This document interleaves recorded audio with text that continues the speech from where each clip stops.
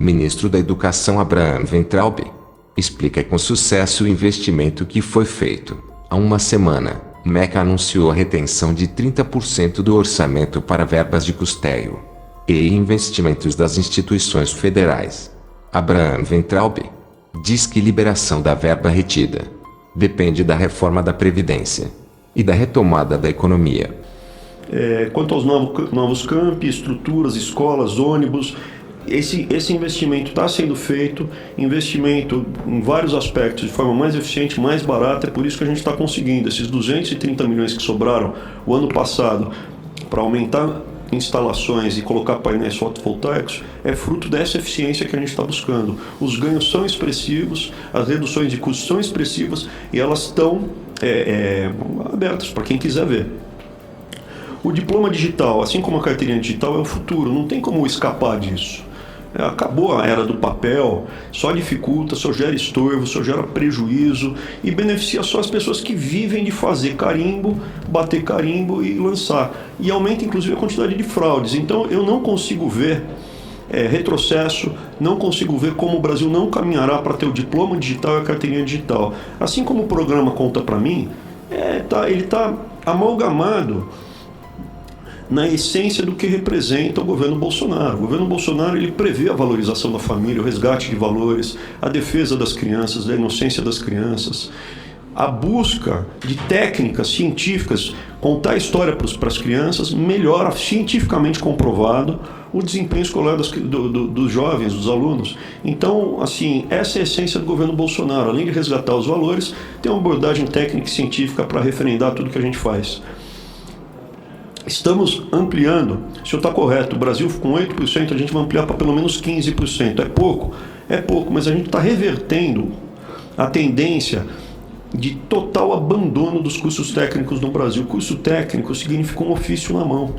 Muitas vezes um técnico de montar drone, de pilotar drone, de instalar drone, técnico agrícola, ele tem renda e ele tem como ajudar a família, a localidade dele, o entorno dele muito mais rapidamente do que uma pessoa com diploma universitário. O custo médio de um ensino técnico é R$16.000 por ano. Um curso técnico de um diploma universitário é 4 a 5 vezes maior do que isso por ano. Então, com o mesmo recurso, a gente consegue atender muito mais pessoas. Já estamos ampliando, como nós mostramos nos números na apresentação, já é uma realidade a ampliação, assim como já estamos ampliando o ensino em tempo integral, ampliando a carga horária do ensino médio. Então, tudo isso não é que vamos fazer, já está em andamento. Já o senador Rodolfo Rodrigues reclama de reformas que já deveriam ter sido feitas na gestão do governo anterior, e com certeza as únicas coisas que fizeram foram reformas em países vizinhos. Então, essa foi a resposta do ministro da Educação Abraham Weintraub. Eu não me pauto mulher, agora aumentou a quantidade de mulher, mas para mim tanto faz homem e mulher. Eu sou de outra geração, não tenho esses preconceitos antiquados. O que me interessa é se a pessoa tem capacidade de entregar o que é combinado, e toda vez que tiver alguém que está performando mal, eu vou trocar, porque essa é a minha função. Eu sou gestor de gestores. Então, para mim está muito tranquilo. As pessoas que me criticam justamente estão envolvidas na contratação de namorado, entendeu? Com dinheiro aí de campanha. Então, assim, eu acho muito suspeito, não tenho experiência nenhuma. Então, eu estou muito suspeito nesse relatório aí que foi apresentado como sendo a quinta maravilha do mundo, e não tem. Até pelo contrário, desmerece a comissão que está instituída mesmo na Câmara. O meu compromisso, de novo, é voltar para minha casa em algum momento que esse país está arrumado. E não voltar, depois de todo esse sacrifício, deixar um monte de esqueleto de novo aqui. Tem que ser bem gasto, porque ele vem dos impostos. E assim, muito diretamente, francamente, o que me trouxe aqui foi a destruição do Brasil. Eu tinha uma vida fora de Brasília, fora da política, e a destruição do Brasil pela ausência de percepção que os impostos são sagrados, que esse dinheiro é sagrado, que não pode ser gasto de qualquer jeito, que não pode ser torrado, que não pode ser roubado, que me trouxe aqui. Eu sou um dos milhões de brasileiros, dezenas de milhões de brasileiros que foram às ruas, que estavam possessos pelo que fizeram com esse país. Questionado que estava sendo polêmico ao twittar suas insatisfações, o ministro se expressou com razão. Assim, o Twitter é meu, eu tenho o direito de me expressar. Se eu não me defender, pelo menos no Twitter, eu não posso contar com a família Marinho, a família Frias para ter isenção. Eu sou uma pessoa normal. Eu sou uma pessoa livre. O dia que eu não puder ser livre, meu lugar não é no Brasil. O dia que eu não puder falar o que eu penso, aí isso aqui virou Venezuela ou Cuba. Então eu tenho sim o direito de falar o que eu quero. Eu sou responsável pelos meus atos. Eu não ofendo, não roubo. Não ofendo gratuitamente. Não roubo. Não cometo ameaças. Então, assim, absolutamente em nada eu me arrependo do meu Twitter. E ele é um instrumento de defesa meu e também eu relaxo ele, eu fiz no final de semana, pô. Então, assim, eu considero, de novo, o que havia no passado, sim, quebra de liturgia. Roubar, mentir. Isso é quebra de liturgia, mentir como é. Aqui, eu gostaria de ler aqui um Twitter de um senador que me acusou aqui. Se os senhores me deixarem, eu leio o Twitter do senador. Não, deixa aí. Entendeu? Eu não minto. Não é o objeto do O Twitter do senador que saiu, me convocou aqui e saiu daqui, eu leio ele aqui, vocês vão ver quem é mentiroso e quem não é. Já em uma sessão de seguidores fake news. Disparos em massa.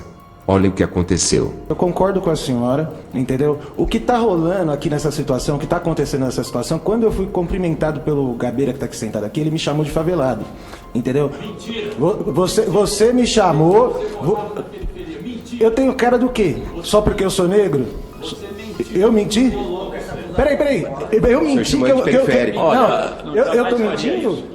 Me chamou de periférico. Agora o negócio é o seguinte. Essa é a esquerda. E outra coisa. Você mentiu duas vezes. Outra coisa. Isso não é abuso não, porque eu falei no pé do ouvido dele que eu fiz a campanha política dele, ele tá atacado. Então o depoente foi muito mais longe em seus depoimentos arrasadores. O partido que curiosamente, que até depois eu fui ver direito que essa jornalista também é do PT. Quem me chamou para vir para cá é do PT, entendeu? E todo mundo vem me fazer a pergunta mais incômoda. Você fez a campanha política do Dória e do Bolsonaro? E eu não peguei a campanha dos dois.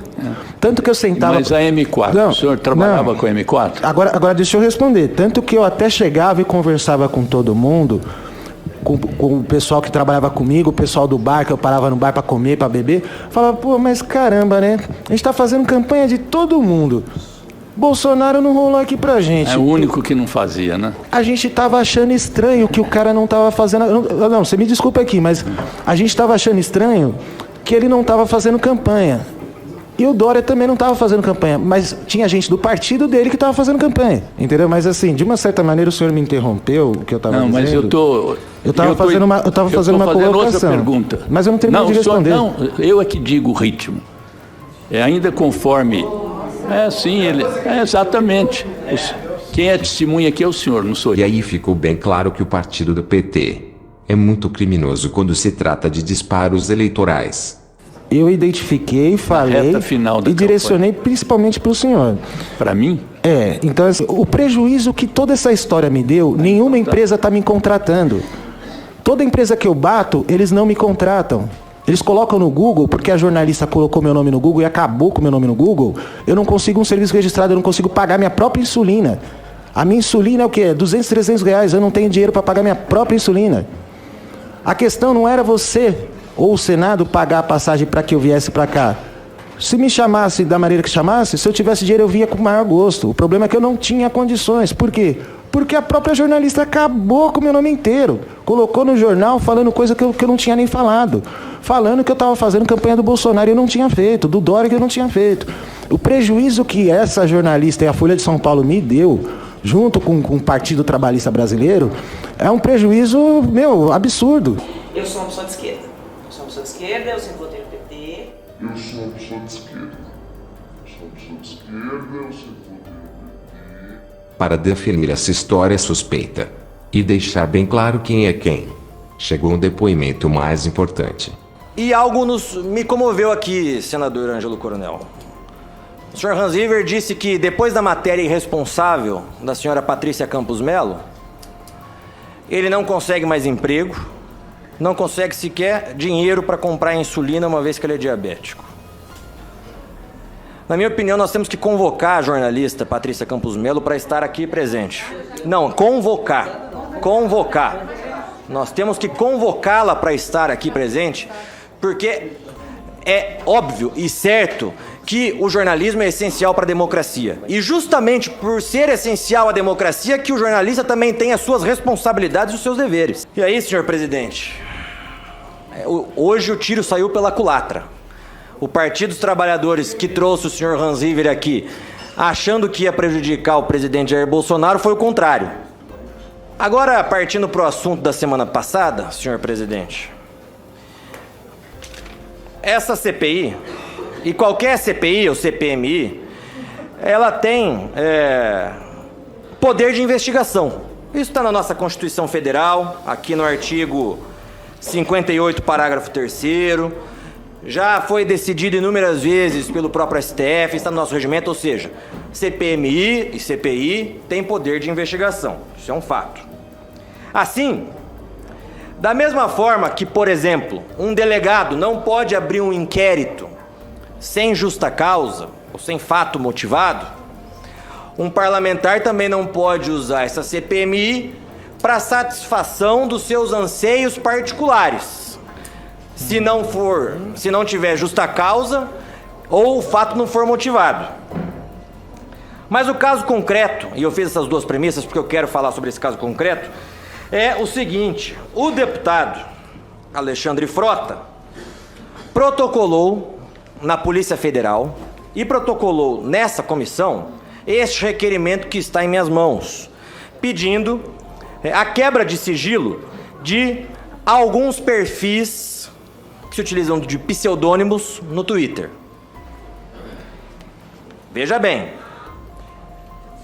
a Polícia Federal, como bem ressaltado pela nossa amiga deputada Caroline Detoni, respondeu ao deputado Alexandre Frota dizendo que não havia qualquer indício de crimes, que aquilo que o Frota juntou na Polícia Federal, que foi o mesmo que ele juntou aqui nessa comissão, aquilo era no máximo um apanhado de inúmeras críticas que um perfil ou perfis fazem na internet, que estava longe de ser crime.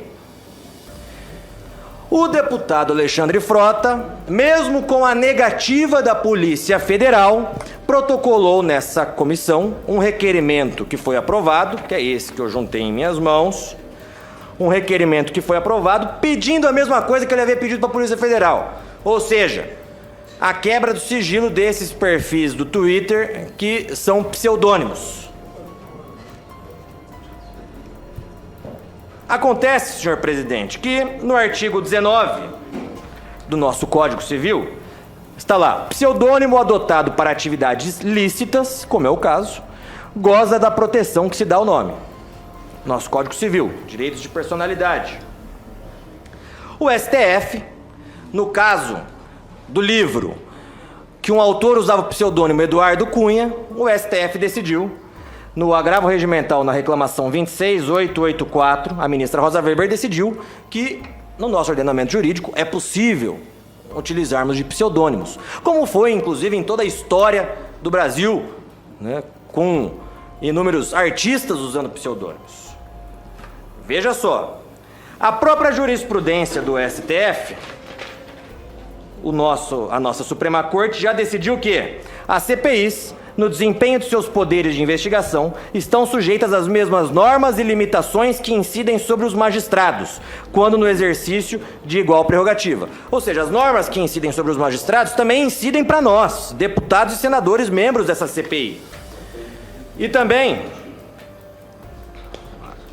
a jurisprudência do STF diz o seguinte: CPI não tem poder jurídico de, mediante requisição a operadoras de telefonia, de cópias de decisão nem de mandado judicial de interceptação telefônica, quebrar sigilo imposto a processo sujeito a segredo de justiça.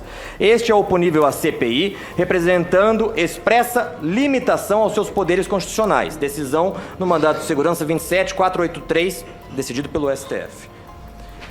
O Congresso Nacional aprovou, senhor presidente, ano passado, a Lei 13.869 de 2019, abuso de autoridade. Está aqui, foi aprovado. Votei contra, mas foi aprovado. É uma lei válida. No artigo 2º da Lei de Abuso de Autoridade, diz que ela é válida para os membros do Poder Legislativo. Ora, a atuação do deputado Alexandre Frota nessa comissão nada mais é, e está marcado em toda a sua presença nessa comissão do que um abuso de autoridade. Porque se utiliza dessa comissão para impor seus anseios e suas vontades pessoais. O artigo 27 da Lei do Abuso de Autoridade diz o seguinte: requisitar instauração ou instaurar procedimento investigatório de infração penal ou administrativa em desfavor de alguém, à falta de qualquer indício da prática de crime de ilícito funcional de infração administrativa. É um crime. O deputado Alexandre Frota, mesmo sabendo que esses perfis não cometeram crime algum, mesmo tendo a negativa da Polícia Federal que disse que não cometeram crime algum, o deputado Alexandre Frota utiliza dos poderes e das prerrogativas dessa comissão para insistir na quebra de sigilo desses perfis. Artigo 30 da Lei do Abuso de Autoridade. Dar início ou proceder à persecução penal, civil ou administrativa sem justa causa fundamentada ou contra quem se sabe inocente. Ou seja, um outro dispositivo da Lei do Abuso de Autoridade que incide exatamente na conduta do deputado Alexandre Frota nessa comissão que, inclusive nas reuniões passadas, disse que o objetivo dele aqui era esse mesmo, que não queria investigar Deep Web, que não queria investigar mais nada, que só queria perseguir quem o critica na internet. Que na prática é esse o objetivo dessa CPI.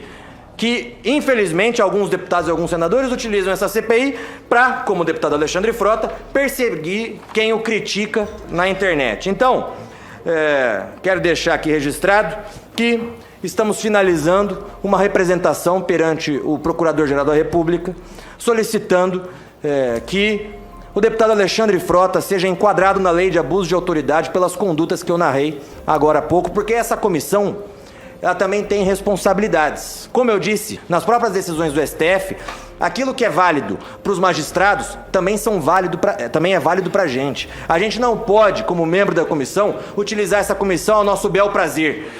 Investigar quem a gente quer que seja investigado, sem prova, sem justa causa, sem nada. Que é o que o deputado Alexandre Frota frequentemente tem feito. Então, para finalizar, senhor Hans River, obrigado pela participação. Parabéns pela coragem, parabéns pela honestidade, por ter se mantido fiel. Fica aqui a pergunta se, além do deputado Rui Falcão, o senhor já trabalhou para outros parlamentares aqui desse plenário. Que Deus lhe abençoe, lhe dê oportunidades que foram retiradas depois da matéria da senhora Patrícia Campos Mello.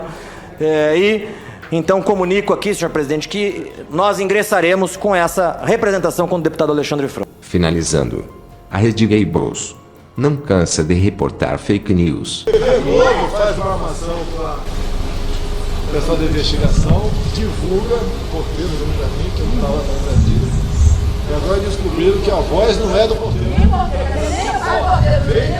Parabéns, Globo! Fake news total! Fake news total! Eles botaram a capa do jornal bem pequeno.